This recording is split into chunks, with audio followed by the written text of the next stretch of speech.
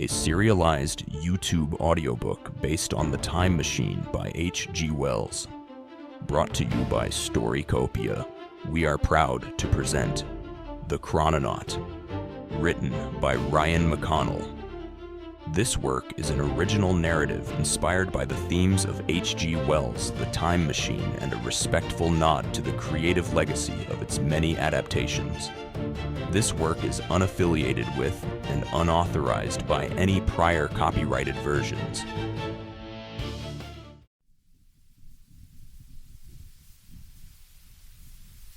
The wind whistled through the near leafless oaks lining the quiet street of a London suburb, where a grand old home stood, its silhouette stark against the grey sky of 21st century London. The Wells estate, a Victorian relic in the city's gentrified sprawl, loomed with gabled roofs, ornate brickwork, and tall, permanently grimy windows, a faded echo of its architectural heyday. Alexander Alex Wells, 32, a lean-built engineer with a sharp mind, tousled dark hair, and equally sharp green eyes, stood on the cracked stone steps, clutching a ring of keys. His father, Henry Wells, had died 2 months earlier, leaving this house, and a cryptic plea: "Wait for it to return. It's our legacy." Alex's heart felt heavy with grief, but heavier still with the weight of old resentments and doubts. The key turned. The front door groaned open into the cavernous hall. Polished oak panels, a sweeping staircase, chandeliers sagging under the weight of dust and cobwebs. His father, a reclusive historian, and, let's be honest, amateur scientist of questionable credibility, had spent decades obsessively maintaining this Victorian fossil. Floors stayed wooden, wallpaper meticulously restored, furniture left unmoved for decades, particularly the heavy mahogany table in the drawing room. As a boy, Alex had bristled against these rules. "Mind that, lad?" Henry would snap whenever he so much as brushed the table. Neighbours whispered about crazy old Wells, and Alex, mortified, had escaped to the modern world. Engineering, to Uncle Charlie's, the Territorial Army, anything to avoid the suffocating grip of the house that time forgot. Alex had inherited the brains of all the Wellses before him, degrees in mechanical, chemical engineering, theoretical physics. But his father never appeared impressed. Such brilliance was expected of him, with the same expectation that one's child should finish all their dinner before going back out to play. Alex had always envied his less accomplished friends and their more normal childhoods. And now here he was, back, tasked with settling the estate of a man he resented, forced to reckon with it, and with the legacy Henry had foisted upon him. Upstairs, Alex searched for the hidden study, a secret Henry had shown him once, long ago. Behind a bookcase in the hall, he pressed the panel. Click. It swung open to reveal a narrow room, thick with the scent of old paper and damp wood. He stood there a long moment, looking around the study. It smelled like dust, machine oil, and old secrets, a smell he'd hated as a kid. Now, it made something twist under his ribs. There was nobody left. No Charlie, no Henry, no family really, except the echoes baked into these walls. He muttered, "Brilliant bloody legacy." A dead man's obsession and a house falling down around it. And yet, here he was, not selling it, not walking away. Not really. God help him, a part of him wanted it to be real, as much as he was terrified that it might be.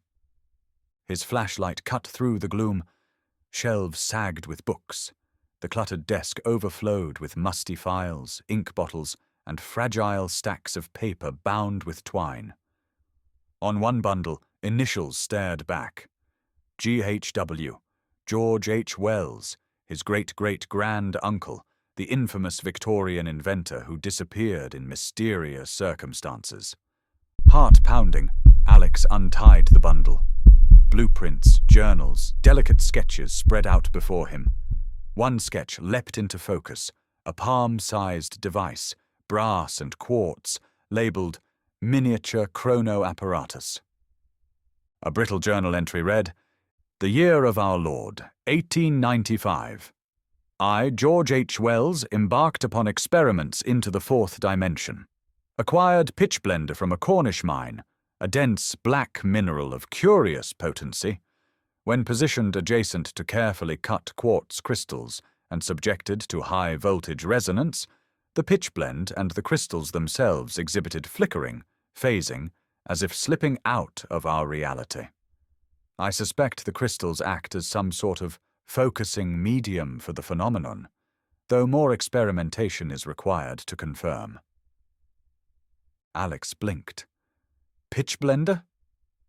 His engineer's brain translated automatically.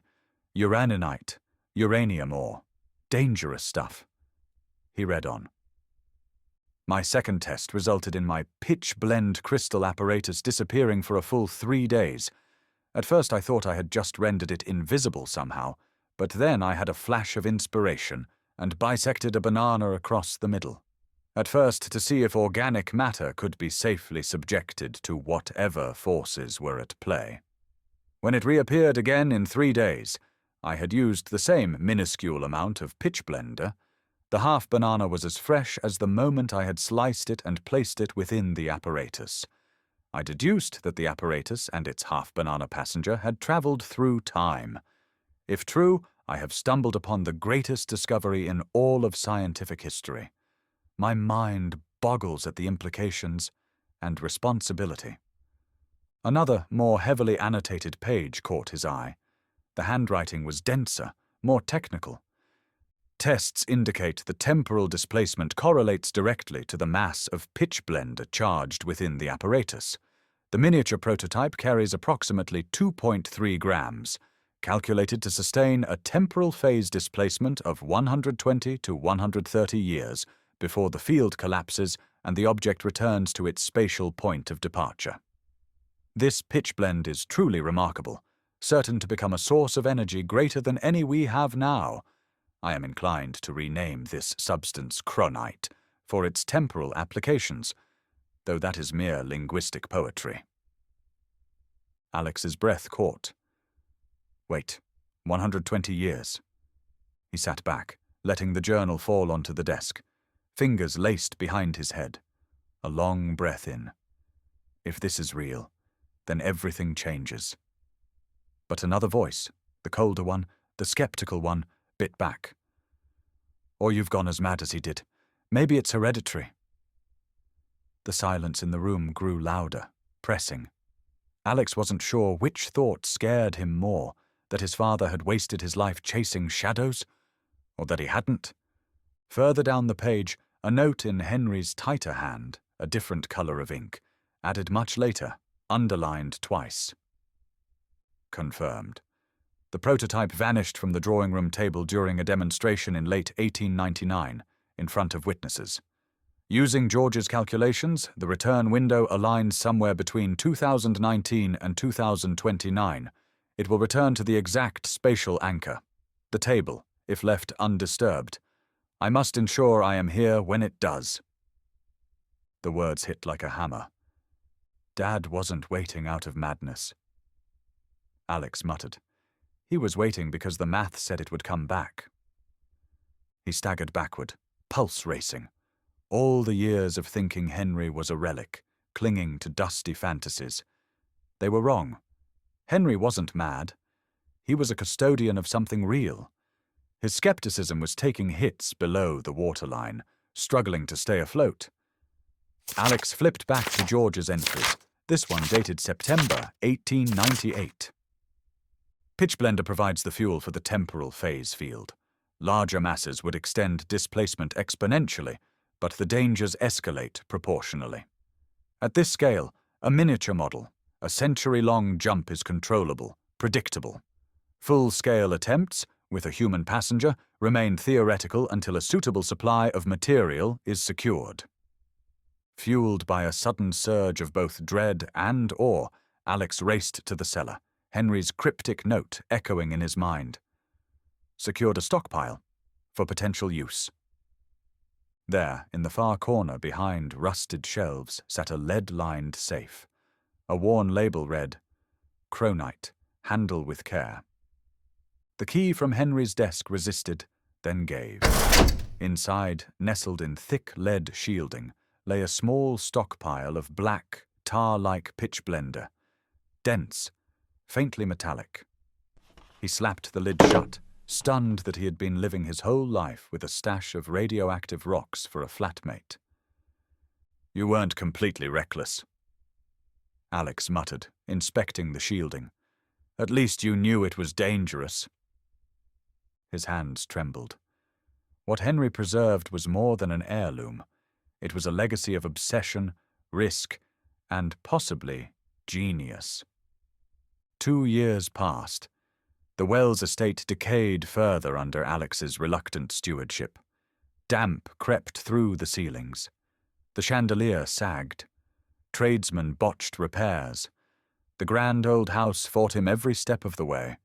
The romantic awe sparked by George's notes had dulled under the grind of bills, cracks, and endless frustration. Still, he never moved the table. And every day the same thought haunted him. Was Henry right? Will it really come back? Or have I inherited the family madness? The months passed. Alex wasn't proud of it, but he had taken up a spot of recreational drinking, as his Uncle Charlie had so called it. What else was there to do when not studying a dead man's notes, or another dead man's notes about those notes? He also had tried and failed a few short relationships. Finding a woman wasn't a problem. He was well off, good-looking. He lived in London. But women always seemed to lose interest. If it wasn't his detectable obsession with a thing he'd never discuss, it was their shock at his choice of living space. Apparently, creepy old mansions are not endearing to the ladies. Who would have thought?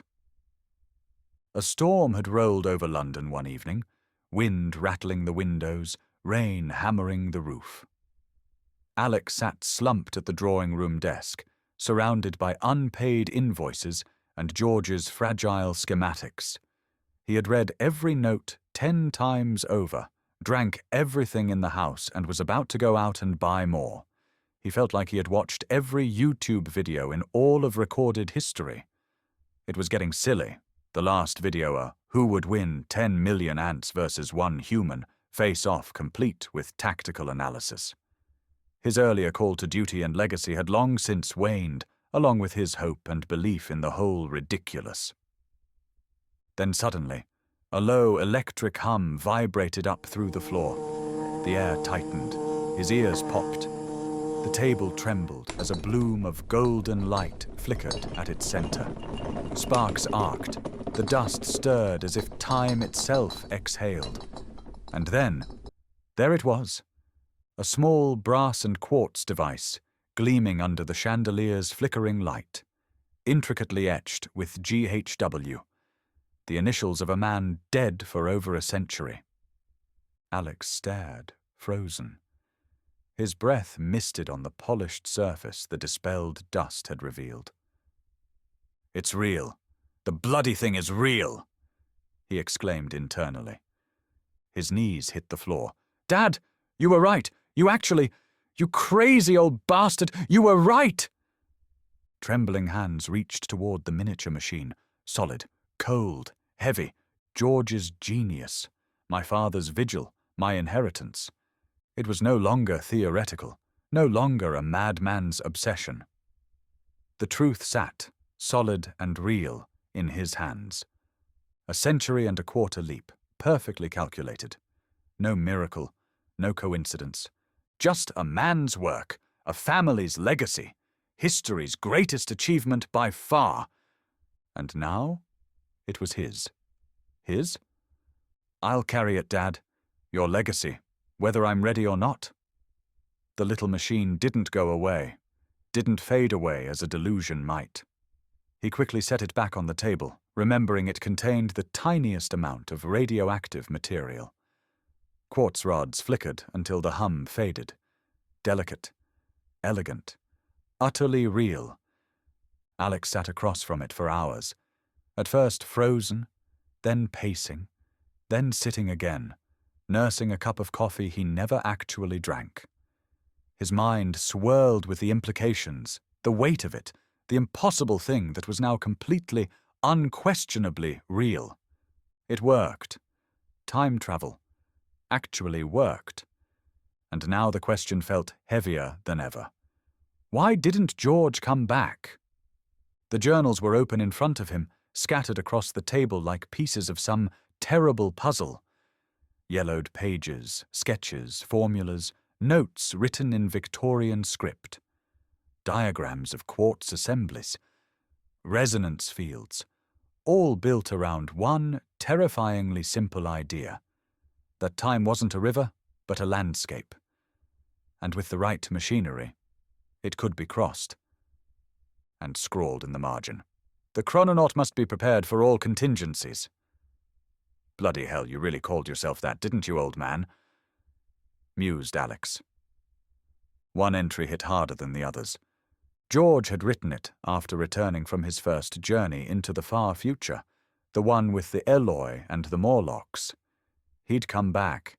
He'd seen the broken skeleton of humanity in the year 802,701. But instead of staying, instead of dismantling the machine, he wrote this. "I will return for the miniature chrono apparatus in the early 21st century, when I locate more pitchblender. My work, the life I have lived here, is finished. I will go forward again. I do not expect to return to my time. I miss Weena, my beautiful Weena, and I left her to die. But I can save her. I must." And that was it. His final note. No explanation beyond that. No follow-up, no answers. Henry's notes in the margins were equally obsessed, scrawled in angry, shaky handwriting. Why? Why that year? A flaw in the field? Or a choice? Alex knew. His father couldn't comprehend doing something so life-altering for love. Alex was surprised he even came to be. His father had no interest in women, no time for them. His mother must have been someone special to win that man's attention away from this madness. Alex rubbed his face with both hands and stared at the prototype. Small, elegant, utterly insufficient. It worked, but it wasn't enough. It wasn't a vehicle. It wasn't even remotely safe. But it wasn't even a question. He was going to build a bloody time machine. Although, if he was going to do this, if he was going to follow George, then he needed something more, something mobile. And something high caliber. Flesh-eating Morlocks? Lock and load, baby. His hand drifted to the keys in his pocket. And without thinking about it any further, he stood. He knew exactly where he needed to go.